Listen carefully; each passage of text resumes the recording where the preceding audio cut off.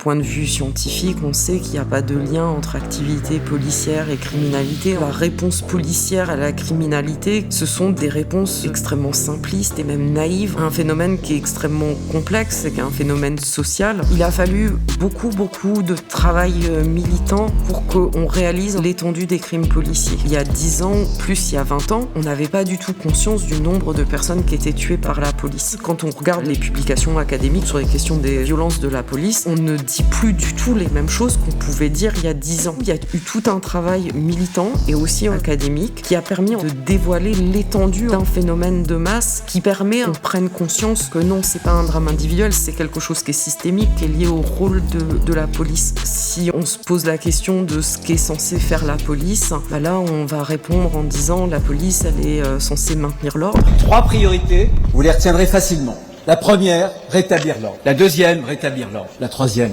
rétablir l'ordre. Et puis répondre à la question de la criminalité. Elle est censée combattre la criminalité. Du point de vue scientifique, on sait qu'il n'y a pas de lien entre activité policière et criminalité. En tout cas, que les liens sont douteux et parfois contre-intuitifs. Parce que je crois à l'ordre.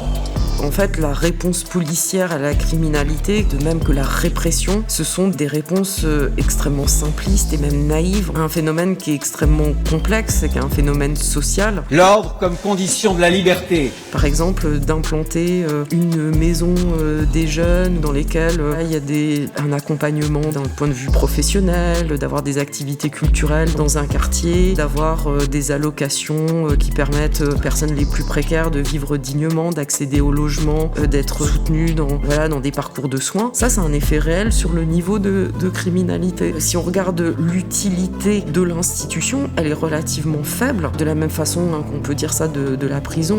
Ce qui est attendu de l'institution, réduire le crime, réhabiliter les individus, c'est une institution qui fonctionne vraiment très mal.